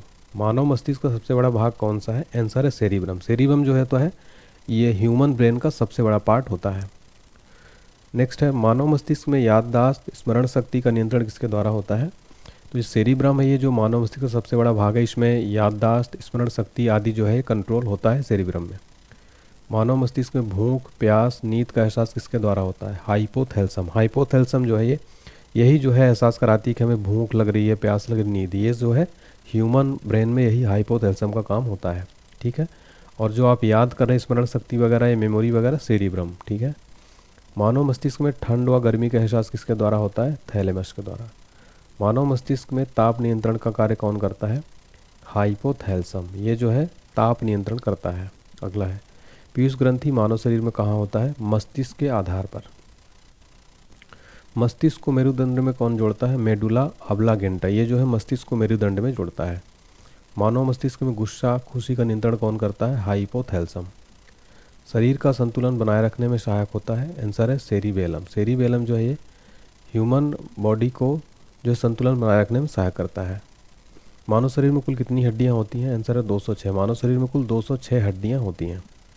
मानव शरीर की सबसे लंबी हड्डी कौन सी है? तो आंसर है फीमर। फीमर जो है मानव शरीर की सबसे लंबी हड्डी है। हमारे शरीर में कुल कितनी मांसपेशियां होती हैं? आंसर है 639। 639 मांसपेशियां हमारे शरीर में कुल होती हैं। मानव की खोपड़ी में कुल कितनी अस्थियां होती हैं? आंसर है 29। तो मानव की खोपड़ी में कुल कितनी अस्थियां होती हैं? 29। मनुष्य के शरीर में पसलियों के कितने जोड़े होते हैं? 12। मनुष्य के शरीर में कुल पसलियों के जोड़े कितने होते हैं? 12। टीबिया नामक हड्डी किसमें पाई जाती है? आंसर है टांग में। टीबिया नामक हड्डी किसमें पाई जाती है? टांग में। अस्थियों एवं मांसपेशियों को आपस में कौन जोड़ता है? टेंडन। मानव शरीर की सबसे छोटी हड्डी कौन सी है? स्टेप्स। स्टेप्स जो है मानव शरीर की सबसे छोटी हड्डी होती है। नेक्स्ट है ह्यूमस अस्थि कहाँ पाई जाती है? आंसर है ऊपरी भुजा में। किस जीव में पसलियों की संख्या सर्वाधिक होती है? तो सांप जो है ना, इसमें पसलियों की संख्या सर्वाधिक होती है। नवजात शिशु में हड्डियों की संख्या कितनी होती है? 300। कंकाल तंत्र के अध्ययन को क्या कहते हैं? ऑस्टियोलॉजी। ऑस्टियोलॉजी जो है कंकाल तंत्र के अध्ययन को कहते हैं। कॉन्ड्रियोसाइट किस में पाए जाते हैं? आंसर है उपास्थि में कॉन्ड्रियोसाइट पाए जाते हैं। वृद्धावस्था में मनुष्य की हड्डियां कमजोर क्यों हो जाती हैं? कैल्शियम की कमी के कारण। ओडोंटोलॉजी अध्ययन करते हैं, दांतों का अध्ययन करते हो तो ओडोंटोलॉजी में। नेक्स्ट है ऑस्टियोलॉजी कहाँ पाए जाते हैं? आंसर है बोन में। नेक्स्ट है घुटने की हड्डी को किस नाम से जाना जाता है? आंसर है पटेला। अगला है किसमें बाह्य कंकाल नहीं होता? एम्फीबिया में। टीबिया नामक हड्डी पाई जाती है? आंसर है टांग में। टूटी हड्डी को जोड़ने के लिए प्रयोग करते हैं plaster of Paris. Plaster of Paris का प्रयोग करते हैं टूटी हड्डी को जोड़ने के लिए। कंधे व कमर के जोड़ को क्या बोलते हैं? बाल व सॉकेट ज्वाइंट। तो कंधे और कमर के जोड़ को क्या बोलते हैं? बाल व सॉकेट ज्वाइंट। मानव हड्डी का मुख्य घटक क्या है? कैल्शियम। कैल्शियम जो है मानव हड्डी का मुख्य घटक है। कॉलर की हड्डी को और किस नाम से जाना जाता है? क्लेविकल नाम से। मानव शरीर में सैडल जोड़ों की संख्या कितनी होती है? 2। मानव शरीर की सबसे पतली हड्डी का नाम क्या है? बहिर्जधिका। अगला है अक्षीय कंकाल में कितनी हड्डियां होती हैं? 80 होती हैं। शरीर की सबसे लंबी व भारी हड्डी का नाम क्या है? जांघ की हड्डी जो शरीर की सबसे लंबी व भारी हड्डी है। अस्थि को अस्थि से जोड़ने का कार्य क्या करता है? लिंगामेंट। मास्टर ग्रंथि के नाम से जाना जाता है? आंसर है पीयूष ग्रंथि को मास्टर ग्रंथि के नाम से जाना जाता है। फेफड़े का बाहरी आवरण बना होता है? आंसर है प्लूरल झिल्ली को। ये जो फेफड़े का बाहरी आवरण बना होता है प्लूरल झिल्ली। कुछ जंतुओं में नीला रुधिर होता है, क्यों? हिमाइसिन के कारण। मानव शरीर में श्वसन का सबसे महत्वपूर्ण अंग कौन सा है? फेफड़ा। फेफड़ा जो है मानव शरीर में श्वसन का सबसे महत्वपूर्ण अंग है। ये श्वसन का नियंत्रण मस्तिष्क किस नाम से होता है? ऑब्लांगेटा से। ऑक्सीजन की कमी कहलाती है अनेक्सिया। अनेक्सिया जो है ऑक्सीजन की कमी कहलाती है। मनुष्य के फुफ्फुसों की कुल सजीव क्षमता होती है 4500 ml। श्वास नाल में भोजन के प्रवेश को रोकने के लिए द्वार की रक्षा होती है एपिस्नोरिस द्वारा। वायवीय श्वसन की संपूर्ण प्रक्रिया किसने दी थी? क्रेब्स ने। स्तनियों में गैसों का विनिमय कहाँ होता है? आंसर है एल्विलाई में। अगला है मानव की सामान्य श्वास दर होती है 16 बार प्रति मिनट जो है मानव की सामान्य श्वास दर होती है। नेक्स्ट ऑक्सीजन का परिवहन होता है सर है आरबीसी से। अगला प्रश्न रुधिर में CO2 का वहन किस रूप में होता है? Sodium bicarbonate. आहार नली व श्वास नली जहां आपस में मिलती है उसे क्या कहते हैं? सर है ग्रसनी। श्वसन के दौरान ली गई गैस को शरीर में कोशिका तक पहुंचाने का कार्य कौन करता है? रक्त करता है। अनाक्षी श्वसन के दौरान एक ग्लूकोज के अणु से कितने एटीपी ऊर्जा प्राप्त होती है? आंसर है 2। श्वसन दर को किस यंत्र से नियंत्रित करते हैं? आंसर है स्पायरोमीटर। जो श्वसन दर है इसको किस यंत्र से मापा जाता है? स्पायरोमीटर यंत्र से मापा जाता है। अगला है, सिगरेट व धूम्रपान से फेफड़ों में कौन सा रोग हो जाता है? आंसर है एम्फाइसमा रोग। ठीक है, एम्फाइसमा जो है फेफड़ों में रोग हो जाता है धूम्रपान और सिगरेट से। अब हमारा अगला टॉपिक है पोषक पदार्थ। क्वेश्चन नंबर फर्स्ट है हमारा, वह पदार्थ जो विभिन्न प्रकार के जैविक क्रियाओं में संचालन व संपादन में आवश्यक होते हैं क्या कहलाते हैं? पोषक पदार्थ। पोषक पदार्थ कितने प्रकार के होते हैं? आंसर है 4 प्रकार के। ऊर्जा उत्पादक पोषक पदार्थ कहते हैं वह पदार्थ जो ऊर्जा उत्पन्न करते हैं, जैसे वसा, कार्बोहाइड्रेट आदि को ऊर्जा उत्पादक पोषक पदार्थ कहते हैं। उपापचयी नियंत्रक पदार्थ वे होते हैं वे जो शरीर की विभिन्न उपापचयी क्रियाओं को नियंत्रण करते हैं, जैसे विटामिन, लवण, जल आदि। नेक्स्ट है, शरीर में वृद्धि का निर्माण पदार्थ कौन से हैं? प्रोटीन। अनुवांशिक पदार्थ होते हैं वे पोषक पदार्थ जो शरीर में अनुवांशिक गुणों को एक पीढ़ी से दूसरी पीढ़ी ले जाते हैं, जैसे न्यूक्लिक अम्ल। कार्बोहाइड्रेट में कार्बन, हाइड्रोजन, ऑक्सीजन का अनुपात कितना होता है? 1:2:1। 1 ग्राम ग्लूकोज के ऑक्सीकरण कितनी ऊर्जा उत्पन्न होती है? 4.2 कैलोरी। शरीर में ऊर्जा की सर्वाधिक आपूर्ति कहाँ से होती है? कार्बोहाइड्रेट से 50 से 75%। कार्बोहाइड्रेट कितने प्रकार के होते हैं? 3 प्रकार के होते हैं। कौन कौन से? Monosaccharide, disaccharide, polysaccharide. ऊर्जा का प्राथमिक स्रोत कहते हैं कार्बोहाइड्रेट को। कार्बोहाइड्रेट की सबसे सरल अवस्था कौन सी है? मोनोसैकराइड। मोनोसैकराइड के उदाहरण है ग्लूकोज, लैक्टोज, मैंटोज, ट्राइओज आदि क्या है? मोनोसैकराइड के उदाहरण है। डाइसैकराइड कैसे बनता है? समान या भिन्न मोनोसैकराइड के 2 अणुओं के संयोजन से। एक सैकराइड कैसे बनता है? जैसे माल्टोज, सुक्रोज, काइटिन आदि। पॉलीसैकराइड्स के उदाहरण कौन से? Starch, glycogen, chitin. कार्बोहाइड्रेट के प्रमुख स्रोत कौन से? गेहूं, चावल, मक्का, बाजरा, आलू, शकरकंद, सलजम आदि क्या है? कार्बोहाइड्रेट के प्रमुख स्रोत हैं। देखिए, कार्बोहाइड्रेट के प्रमुख कार्य क्या हैं? विटामिन सी का निर्माण करना, न्यूक्लिक अम्लों का निर्माण करना, ऑक्सीकरण द्वारा शरीर में ऊर्जा की आवश्यकता की पूर्ति करना। देखिए, प्रोटीन का मुख्य गुण क्या है? यह जटिल कार्बनिक यौगिक है। यह 20 अमीनो अम्ल से मिलकर बनता है। यह मानव शरीर का 15% भाग प्रोटीन होता है। ऊर्जा उत्पादन और शरीर का मरम्मत दोनों कार्य करता है। नेक्स्ट है, प्रचुरतम मात्रा में प्रोटीन कहाँ से मिलता है? सोयाबीन और मूंगफली से। मनुष्य के शरीर में कितने प्रकार के प्रोटीन की आवश्यकता होती है? 50। 10 शरीर स्वयं बनाता है और 10 भोजन से प्राप्त होता है। बच्चों में प्रोटीन की कमी से कौन सा रोग होता है? क्वाशी और कर रोग होता है बच्चों में प्रोटीन की कमी से। प्रोटीन का महत्वपूर्ण कार्य क्या है? ये कोशिका जीव द्रव्य व ऊतक निर्माण में भी भाग लेते हैं। वसा क्या है? ये ग्लिसरॉल एवं बसी अम्लों का एस्टर है। वसा कितने प्रकार के होते हैं? 2 होते हैं, संतृप्त व असंतृप्त वसा। असंतृप्त वसा का उदाहरण क्या है? मछली का तेल, वनस्पति तेल क्या है? असंतृप्त वसा के उदाहरण है। संतृप्त वसा अम्ल के उदाहरण कौन से? नारियल का तेल, ताड़ का तेल, ये क्या है? संतृप्त वसा अम्ल के उदाहरण है। 1 ग्राम वसा से कितनी ऊर्जा उत्पन्न होती है? 9.3 कैलोरी। अगला है, शरीर में वसा का संश्लेषण कहाँ होता है? माइटोकॉन्ड्रिया से। देखिए, वसा के प्रमुख कार्य क्या हैं? ये शरीर में जमा होकर शरीर के ताप को बाहर नहीं निकलने देती। वसा की कमी से त्वचा रूखी हो जाती है। वसा की अधिकता से हृदय की बीमारी और रक्तचाप जाता है। विटामिन का आविष्कार किसने किया था? फंक ने किया था 1911 में। विटामिन शरीर में क्या कार्य करते हैं? शरीर के उपापचय क्रियाओं को नियंत्रित करते हैं। जल में घुलनशील विटामिन कौन से? विटामिन बी व सी क्या है? जल में घुलनशील है। वसा में घुलनशील विटामिन कौन से? विटामिन ए, डी, ई के क्या है? ये वसा में घुलनशील विटामिन है। अब हम देखेंगे विटामिन की कमी से होने वाले रोग व स्रोत। ठीक है, स्रोत क्या है? कमी से होने वाले रोग कौन कौन से हैं? ये क्वेश्चन एग्जाम में बनता है। चलिए देख लेते हैं।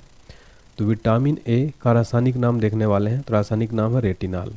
इसकी कमी से कौन कौन से रोग होते हैं? रतौंधी, संक्रमण को खतरा रहता है और जीरोथैलेमिया रोग होता है। तो इनका रासायनिक नाम भी एग्जाम में पूछा जाता है। इसके स्रोत क्या हैं? तो देखिए, विटामिन ए का स्रोत है अंडा, दूध, पनीर, हरी साग, सब्जी, मछली युक्त तेल, ये सब क्या है? विटामिन ए का स्रोत है। नेक्स्ट है विटामिन B1। ठीक है, विटामिन B1 की कमी से होने वाला रोग क्या है? बेरी, और इसका स्रोत है मूंगफली, तिल, सूखा मिर्च, बिना धुली दाल या कृत अंडा एवं सब्जियां। देखिए विटामिन B1 का रासायनिक नाम क्या है फ्रेंड, थायमिन है। तो थायमिन विटामिन B1 का रासायनिक नाम है। नेक्स्ट है विटामिन B2, इसका रासायनिक नाम है राइबोफ्लेविन। इसकी कमी से होने वाले जो रोग हैं, त्वचा का फटना, आँखों का लाल होना, जिह्वा का फटना, इसके जो स्रोत हैं खामीर, कलेजी, मांस, हरी सब्जियां, दूध। विटामिन B3, इसका जो रासायनिक नाम है वो है निकोटिनैमाइड या फिर नियासिन। ये जो है विटामिन B3 का नाम है, ठीक है। इसका कमी से होने वाला रोग पेलाग्रा है, त्वचा दाद या 4D सिंड्रोम। ये जो है इसका स्रोत है मांस, मूंगफली, आलू, टमाटर, पत्ती वाली सब्जियां। ये जो है विटामिन B1 का रासायनिक नाम याद रखिएगा निकोटिनैमाइड या फिर नियासिन। नेक्स्ट है विटामिन B5, इसका रासायनिक नाम है पैंटोथेनिक अम्ल। इसकी कमी से बाल का सफ़ेद होना, मंदबुद्धि होना। इसका स्रोत है मांस, दूध, मूंगफली, गन्ना, टमाटर। विटामिन B6, रासायनिक नाम है पायरोडॉक्सिन। इसकी कमी से होने वाला रोग है एनीमिया, त्वचा रोग। इसका स्रोत है यकृत, मांस, अनाज। ये सब इसके स्रोत हैं। विटामिन B7 का रासायनिक नाम है बायोटिन। इसकी कमी से लकवा, शरीर में दर्द, बालों का गिरना। इसका स्रोत है मांस, अंडा या यकृत, दूध, ठीक है। नेक्स्ट है विटामिन B1, विटामिन B11, इसका रासायनिक नाम है फोलिक अम्ल।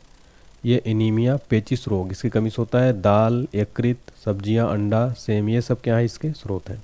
विटामिन B12, इसका रासायनिक नाम है साइनोकोबालामिन। इसकी कमी से होता है एनीमिया, पांडु रोग। इसका स्रोत है मांस, कलेजी, दूध। नेक्स्ट है हमारा विटामिन C, इसका रासायनिक नाम क्या है, स्कारबिक एसिड। इसकी कमी से होने वाले रोग है स्कर्वी, मसूड़े का फूलना। इसका स्रोत है नींबू, संतरा, नारंगी, टमाटर, खट्टे पदार्थ, मिर्च, अंकुरित अनाज इत्यादि। नेक्स्ट है विटामिन D, इसका रासायनिक नाम है कैल्सीफेरॉल। इसकी कमी से होने वाले रोग है रिकेट्स, बच्चों में रिकेट्स होता है, वयस्कों में ऑस्टियोमलेशिया होता है। इसका स्रोत है मछली युक्त तेल, दूध, अंडे। विटामिन E का रासायनिक नाम है टोकोफेरॉल। कमी से होता है जनन शक्ति का कम होना। इसके स्रोत है पत्ती वाली सब्जियां, दूध, मक्खन, अंकुरित गेहूँ, वनस्पति तेल। नेक्स्ट है विटामिन F, इसकी कमी से रासायनिक नाम इसका है फिलोक्विनोन। इसकी कमी से होने वाला रोग रक्त का थक्का न बनना। टमाटर, हरी सब्जियां आंतों में ही उत्पन्न होती हैं, ठीक है। देखिए तो ये नेक्स्ट क्वेश्चन देखिए, गर्भवती महिलाओं में प्रायः किसकी कमी होती है, कैल्शियम और आयरन की। नेक्स्ट है हमारे शरीर में भार का कितना प्रतिशत है, तो हमारे शरीर में भार का कितना प्रतिशत जल है, तो 65 से 75% जो है जल है। पीने के पानी में किस विष के कारण कैराटेसिस नामक बीमारी होती है, आर्सेनिक विष के कारण। न्यूक्लिक अम्ल का मुख्य कार्य क्या है, अनुवांशिक गुणों का एक पीढ़ी से दूसरी पीढ़ी तक ले जाना। अगला, एक सामान्य कार्य करने वाले व्यक्ति को कितनी ऊर्जा की आवश्यकता होती है, 3000 से 3500 कैलोरी ऊर्जा होती है। राष्ट्रीय पोषण एवं अनुसंधान संस्थान कहाँ स्थित है, आंसर है हैदराबाद में। केंद्रीय खाद्य प्रौद्योगिकी अनुसंधान संस्थान कहाँ स्थित है, आंसर है मैसूर में। केंद्रीय औषधि शोध संस्थान कहाँ स्थित है, आंसर है लखनऊ में। शहद का प्रमुख घटक क्या है, फ्रक्टोज। कौन सा पदार्थ मानव शरीर में ईंधन का काम करता है, वो है कार्बोहाइड्रेट। कार्बोहाइड्रेट जो है मानव शरीर में ईंधन का काम करता है। दूध में मिठास किसकी उपस्थिति के कारण आती है, सर लैक्टोज। लैक्टोज की उपस्थिति के कारण दूध में मिठास आती है। अब देखेंगे हम ह्यूमन डिसीज यानी मानव रोग, वेरी इंपॉर्टेंट टॉपिक फ्रेंड्स। इस टॉपिक से ही 2 से 3 प्रश्न एग्जाम में जरूर बनते हैं, इसको आप पूरा याद करिए। देखिए पहला क्वेश्चन, मलेरिया से पीड़ित व्यक्ति में प्लाज्मोडियम परजीवी की खोज किसने की थी, लेबरन ने। मलेरिया रोग से क्या होता है, रुधिराणु नष्ट हो जाते हैं और रक्त में कमी आ जाती है। मलेरिया के उपचार में दिया जाता है क्लोरोक्विन, कुनैन, पेलोड्रीन आदि। नेक्स्ट है, कालरा व टीबी के जीवाणु खोज किसने की, आंसर है रॉबर्ट कोच ने। रेबीज के टीके व दूध के पास्चुराइजेशन की खोज किसने की थी, लुई पास्चर ने की थी। रेबीज का टीका और दूध का पास्चुराइजेशन की खोज। बच्चे की डीपीटी टीका दिया जाता है, तो डिप्थीरिया, काली खांसी, टिटनेस रोग में प्रतिरक्षी के लिए डीपीटी टीका दिया जाता है। अब हम देखेंगे मानव में परजीवी द्वारा होने वाले जो रोग हैं फ्रेंड्स, परजीवी है ना, यानी कि परजीवी द्वारा होने वाले जो रोग हैं वो हम देखने वाले हैं। तो देखिए मलेरिया जो है प्रभावित अंग है तिल्ली एवं आरबीसी, इसका परजीवी है प्लाज्मोडियम, ठीक है। वाहक मच्छर है मादा एनाफिलीज, उसमें लक्षण है ठंड के साथ बुखार। नेक्स्ट देखिए हमारा पायरिया। पायरिया प्रभावित अंग है मसूड़ा, इसका जो पैरासाइट यानी परजीवी हुआ है एंट अमीबा जिंजवेलिस, ठीक है। लक्षण है मसूड़ों से रक्त का निकलना। अगला है सोने की बीमारी, इसका प्रभावित अंग है मस्तिष्क, इसका जो पैरासाइट है वो है ट्रिपेनोसोमा इसका नाम है, और ये वाहक मच्छर इसका सीसी मक्खी, बहुत नींद के साथ इसमें बुखार आती है। अगला है पेचिस, प्रभावित अंग है आंत, इसका परजीवी है एंटी अमीबा हिस्टोलिटिका, इसमें श्लेष्मा और खून के साथ दस्त होता है। नेक्स्ट है काला जार, अस्थि मज्जा से प्रभावित होता है, इसका परजीवी है लीसमैनिया डोनावानी, इसका जो वाहक मच्छर है वो बालू मक्खी, लक्षण है तेज बुखार। अगला है, अब हम देखेंगे जीवाणु, यानी इसमें जो है जीवाणु द्वारा होने वाले रोग जो है हम देखने वाले हैं। तो देखिए बैक्टीरिया इसको कहते हैं हम जीवाणु को, और बैक्टीरिया देखिए तो बैक्टीरिया द्वारा होने वाले जो रोग हैं, देखिए बीमारी देखेंगे, प्रभावित अंग देखेंगे, जीवाणु का नाम और लक्षण देखेंगे। टिटनेस बीमारी जो इससे प्रभावित अंग है तंत्रिका तंत्र, इसका जो बैक्टीरिया का नाम है वो है क्लोस्ट्रीडियम टिटेनी, ठीक है। इसमें तेज बुखार, शरीर में ऐंठन, जबड़ा बंद होना ये होता है। नेक्स्ट है हैजा प्रभावित अंग, इसमें क्या होता है, देखिए हैजा से जो प्रभावित अंग है वो है आंत, जीवाणु का नाम है विब्रियो कॉलेरी, इसमें लक्षण है लगातार दस्त और उल्टियाँ होना। नेक्स्ट है टाइफाइड का प्रभावित अंग है आंत, इसका जीवाणु का नाम है साल्मोनेला टाइफी, इसके लक्षण है तेज बुखार, सिर दर्द। नेक्स्ट है क्षय रोग यानी कि टीबी, इसका प्रभावित अंग है फेफड़ा, इसका जीवाणु का नाम है माइकोबैक्टीरियम ट्यूबरक्लोसिस, इसका लक्षण है बार बार खांसी के साथ कफ, रक्त निकलना। नेक्स्ट है डिप्थीरिया, इसका प्रभावित अंग है श्वास नली, जीवाणु का नाम है कोरिनी बैक्टीरियम डिप्थीरी, इसका लक्षण है सांस लेने में कठिनाई एवं दम घुटना।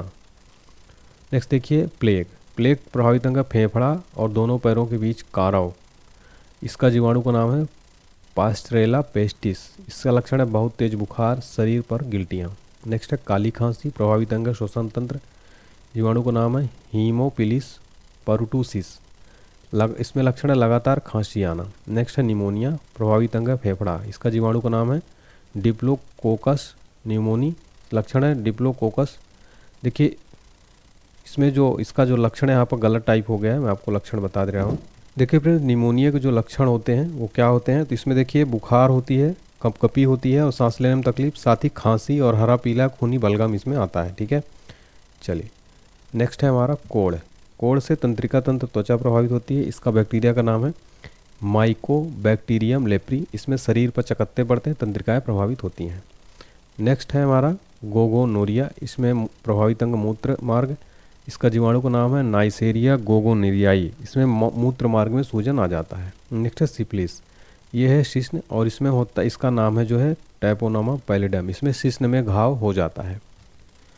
अगला है हमारा विषाणु यानी वायरस द्वारा होने वाले रोग। अब हम वायरस द्वारा होने वाले रोग देखेंगे। एड्स पहला रोग है एड्स, इस प्रभावित अंग है प्रतिरक्षा प्रणाली यानी WBC, इसका विषाणु का नाम है HIV, इसका लक्षण है रोग प्रतिरोधक क्षमता का नष्ट होना। नेक्स्ट डेंगू ज्वर, संपूर्ण शरीर खासकर सिर, आँख एवं जोड़ में क्या होता है, तो ये है देखिए अरबो वायरस, इससे लक्षण है आँखों, पेशियों, सिर तथा जोड़ों में दर्द।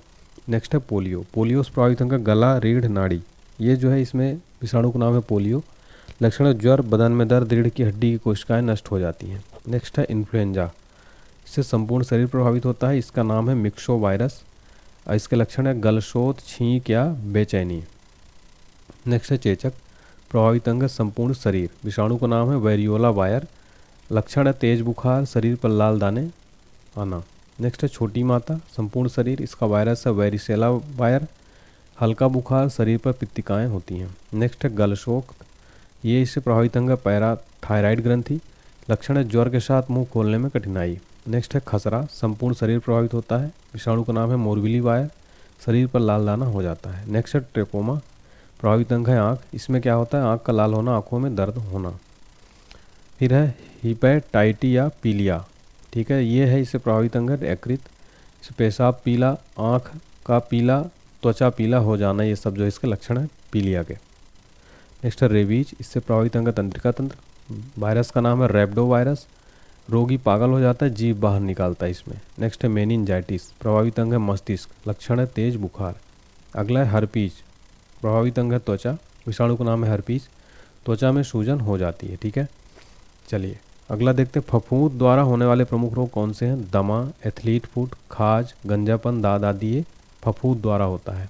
नेक्स्ट है मनुष्य में होने वाले प्रमुख अनुवांशिकी रोग कौन से। वर्णांधता, haemophilia, Turner syndrome, Klinefelter syndrome, Down syndrome में क्या है मनुष्य में होने वाले अनुवांशिकी रोग हैं, जेनेटिकल रोग है, ठीक है। वर्णांधता हो गया, हीमोफीलिया।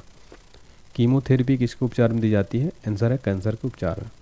अस्थि कैंसर किसके कारण होता है, आंसर रेडियो सक्रिय स्ट्रांसियम 90 के कारण। एलिसा टेस्ट किस रोग के जांच में होता है, HIV वायरस। HIV का पूरा नाम क्या है? ह्यूमन इम्यूनो वायरस HIV का पूरा नाम है। फिर एड्स का पूरा नाम क्या है? Acquired immuno deficiency syndrome AIDS का पूरा नाम है। एड्स रोग किससे होता है? वायरस या विषाणु के द्वारा। डेंगू ज्वर किसके काटने से फैलता है? मादा एनोफिलीज के काटने से। पीलिया वैक्सीन की खोज किसने की थी? पोलियो वैक्सीन की खोज किसने की थी? जॉन साल्क ने की थी। अगला है BCG का पूरा नाम क्या है? Bacillus Calmette Guerin. देखिए नेक्स्ट है DPT का पूरा नाम क्या है? तो डिप्थीरिया, फिर है पर्टूसिस और टेटनस, ये जो है DPT का पूरा नाम है। चलिए अब देखेंगे चिकित्सा संबंधी आविष्कार। हम आविष्कार देखेंगे, आविष्कारक एग्जाम में डायरेक्ट प्रश्न यहाँ से बनते हैं। देखिए पहला है विटामिन। विटामिन का आविष्कारक खोज किसने की थी? फंक ने। विटामिन B की खोज किसने की? मैकुलन ने। विटामिन D के आविष्कारक कौन है? हॉपकिंस। स्ट्रेप्टोमाइसिन के आविष्कारक कौन है? बॉम्समैन। होम्योपैथी के आविष्कारक कौन है? हनीमैन। ओपन हार्ट सर्जरी के आविष्कारक कौन है? वाल्ट ललहिलेहल। प्रथम परख नली शिशु के आविष्कारक कौन है? एडवर्डस एवं स्टेप्टो। एंटीजन के आविष्कारक कौन है? Land Steiner. क्लोरोफॉर्म के आविष्कारक कौन है? हैरिसन तथा सिम्सन। टेरामाइसिन के आविष्कारक कौन है? फिनेल। पोलियो वैक्सीन के आविष्कारक कौन है? John E Salk. बैक्टीरिया के आविष्कारक कौन है? Leeuwen hoc. RNA के आविष्कारक कौन है? जेम्स वाटसन तथा आर्थर अर्ग। मलेरिया परजीवी व चिकित्सा के आविष्कारक कौन है? Ronald Ross. विटामिन A के आविष्कारक कौन है? मैकुलन। विटामिन C के आविष्कारक कौन है? होलकट। सल्फा ड्रग्स के आविष्कारक कौन है? डॉग मैंक। हृदय प्रत्यारोपण के आविष्कारक कौन है? Christian Barnard. लिंग हार्मोन के आविष्कारक कौन है? स्टेनाच। गर्भनिरोधक गोलियों के आविष्कारक कौन है? पिनकस। इलेक्ट्रोकार्डियोग्राफ के आविष्कारक कौन है? आइन्यूक 1।